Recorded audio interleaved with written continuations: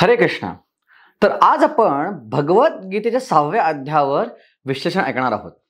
तर आपण 5व्या अध्यायात ऐकलं की 5वा अध्याय काय होता? कर्म संन्यास योग.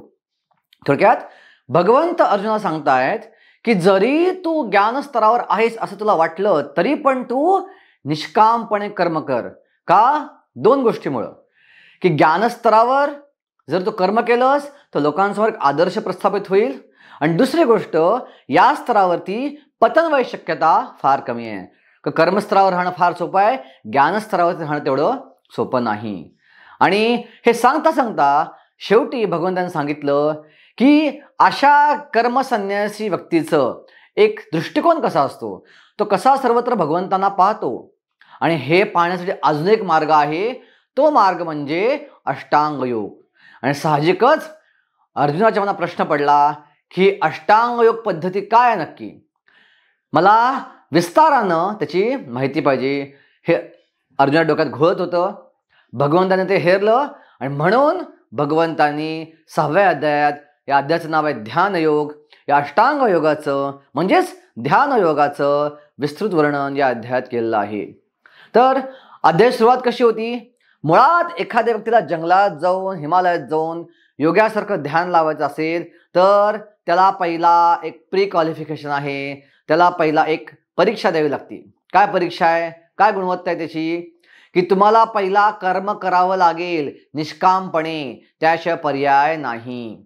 केवळ काम सोडून देऊन जो जंगलात जातो तो कधीच योगी होऊ शकत नाही, कारण त्या योग पद्धतीसाठी जी हृदयाची शुद्धता आवश्यक आहे ती त्याकडं नसती. म्हणून योगा पद्धतीची पहिली अवस्था आहे त्याला म्हणतात योगारूढ अवस्था.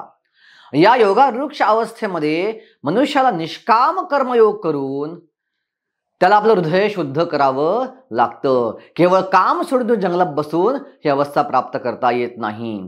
पण ज्यावेळी व्यक्तीचं हृदय शुद्ध होईल निष्काम कर्मयोग करून, त्यावेळी असा व्यक्ती जंगलात जाऊन अष्टांग योग पद्धतीचं पालन करू शकतो. त्याला म्हणतात योगारूढ अवस्था.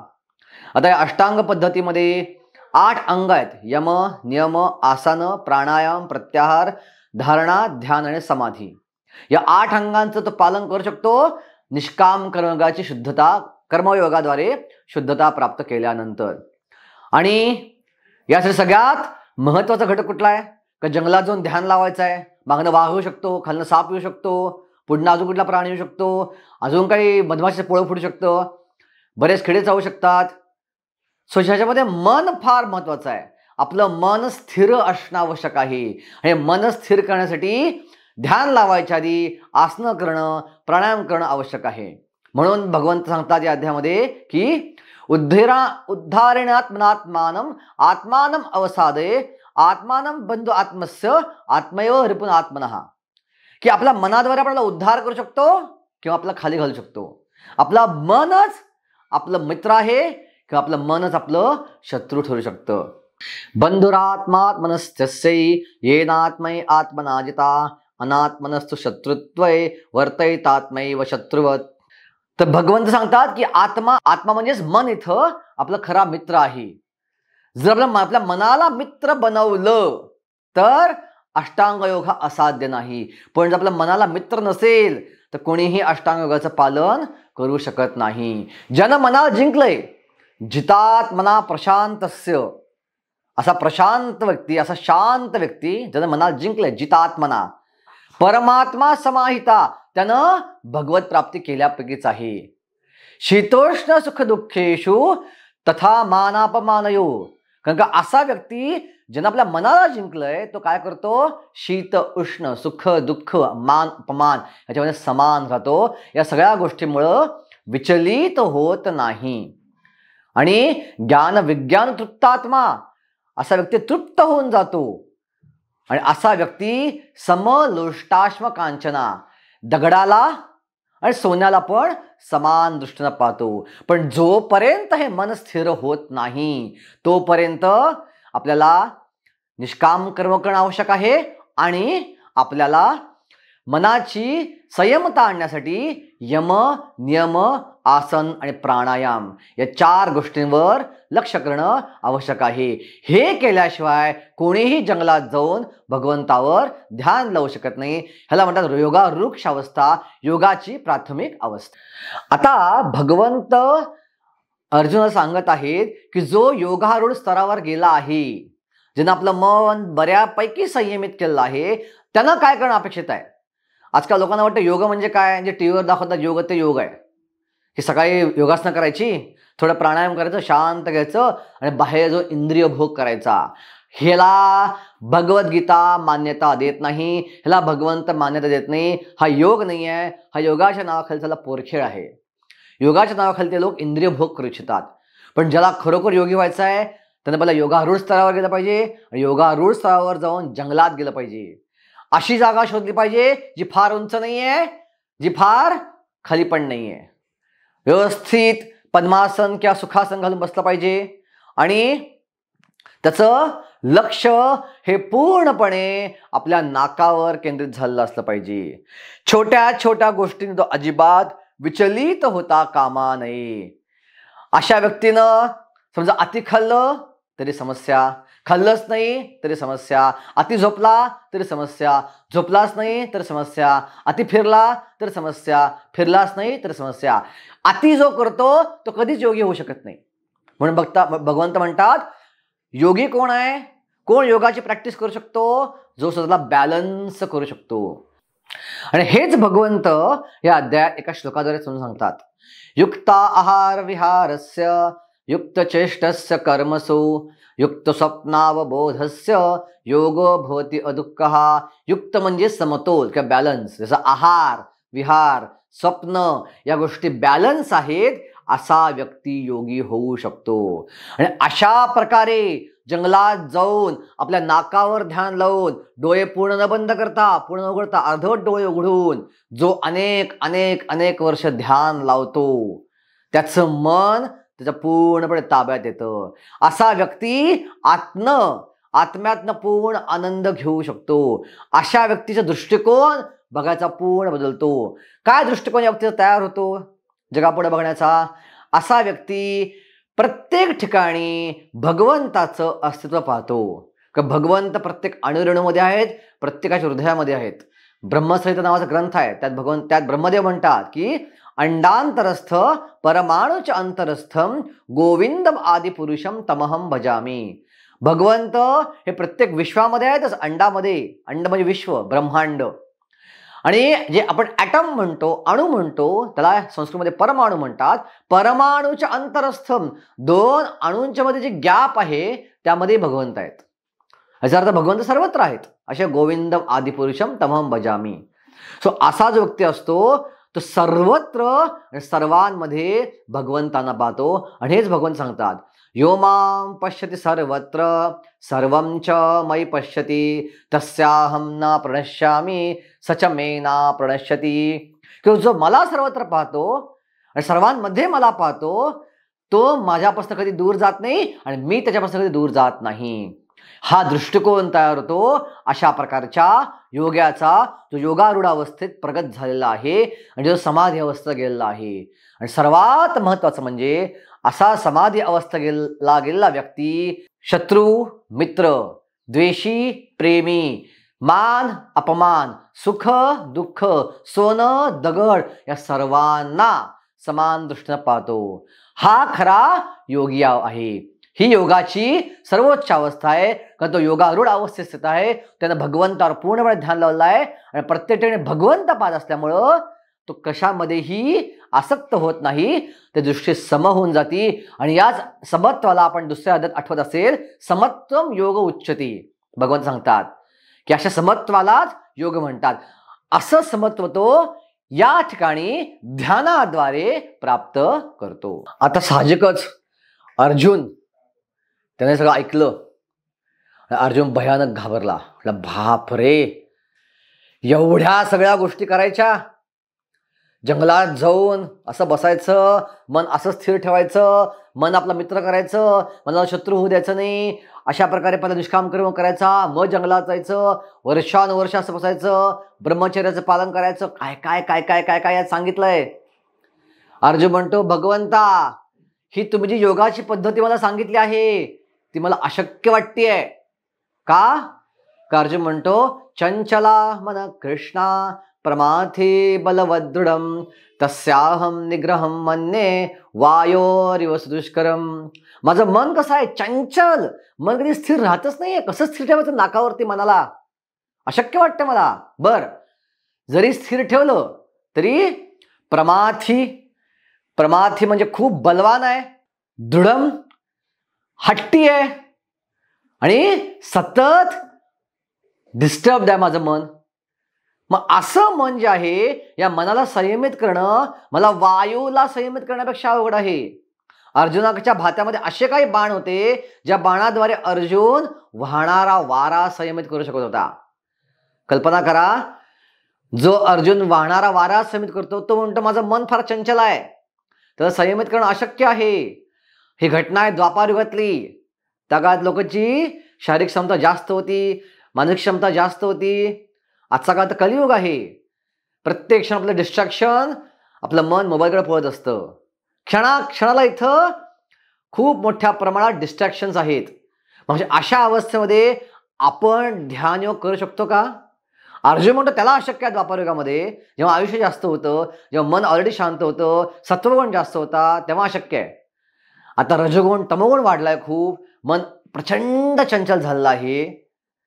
कुठलीही व्यक्ती 30 सेकंदाच्या रील बघू शकत नाही. आता त्याला तेवढ्यापेक्षा कमी पाहिजे.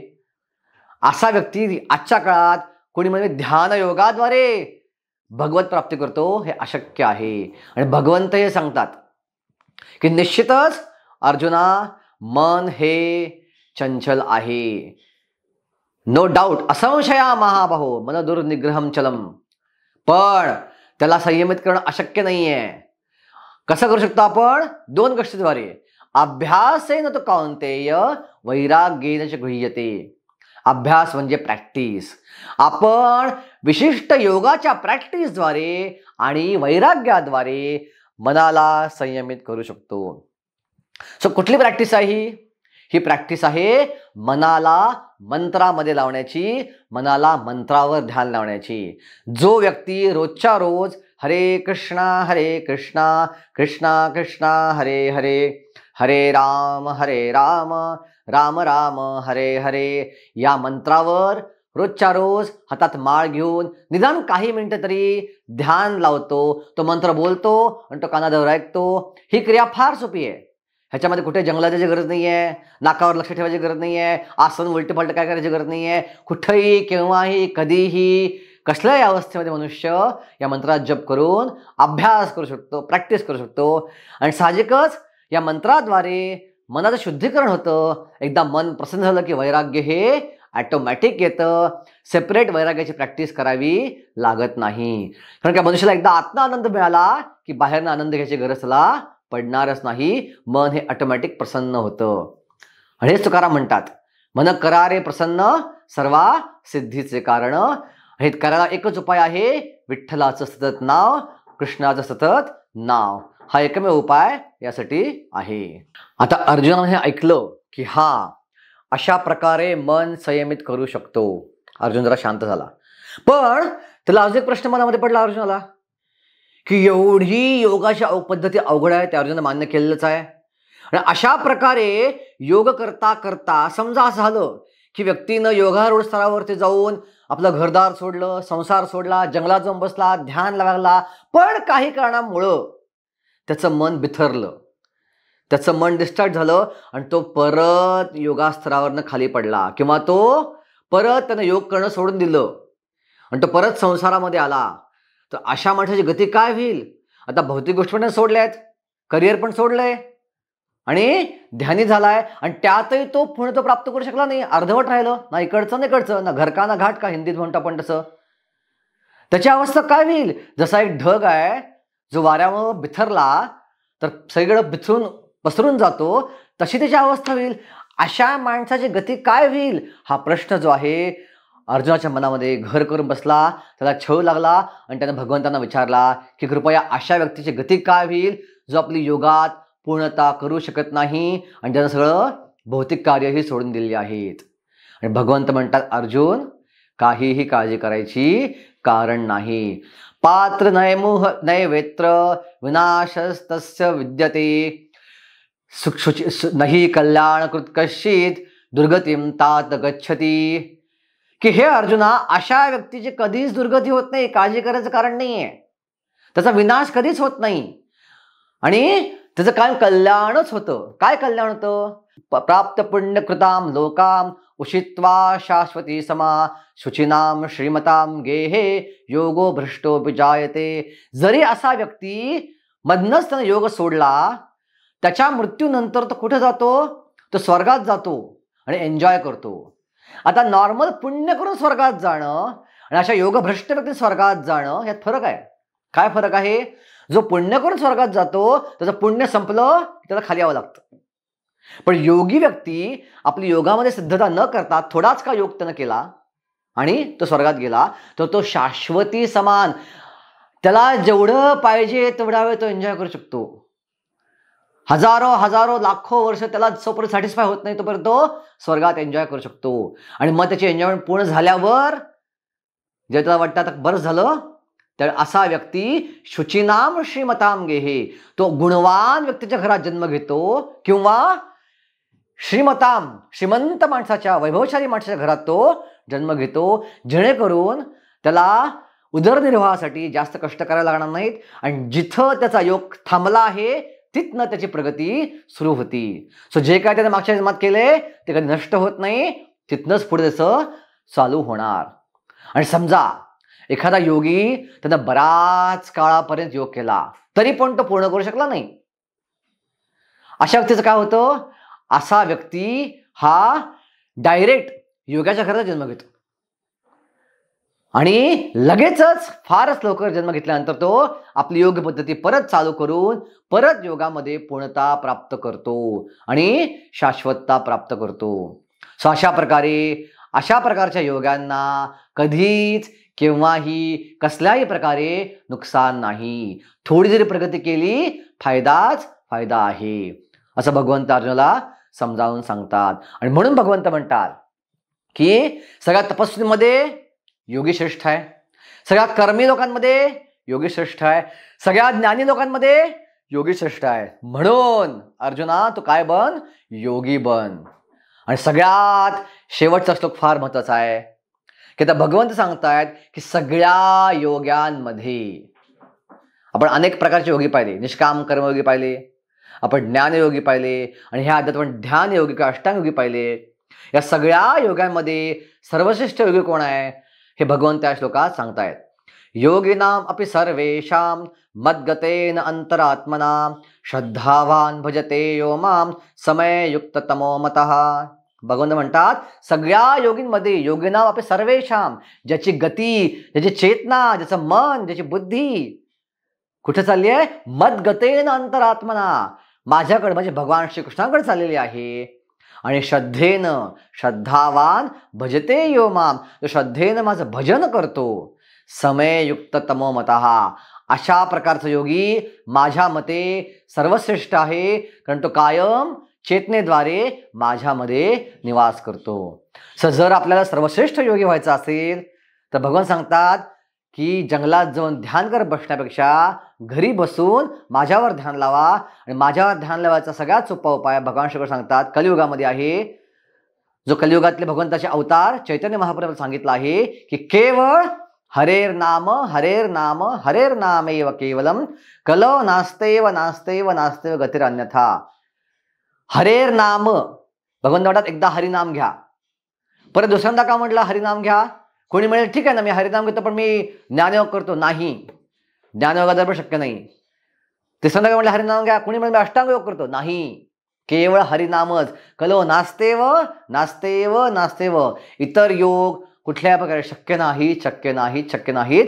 संकीर्तन नाम जपच कलियुगात हा भगवत प्राप्तीचा, शाश्वत जीवन प्राप्तीचा, समाधी प्राप्तीचा मार्ग आहे. म्हणून तुम्हाला सगळ्यांना माझी विनंती आहे, सर्व शिक्षकांना, की तुम्ही जर रोजच्या रोज आपल्या घरामध्ये हरे कृष्णा कृष्णा कृष्णा हरे हरे, हरे राम राम राम हरे हरे या मंत्राचा माळेवर जप केलात तर तुम्ही सुद्धा भगवंताच्या मतानुसार सर्वश्रेष्ठ योगी म्हणून गणले जाल. हरे कृष्णा. इथं आपला 6वा अध्याय संपत आहे. धन्यवाद.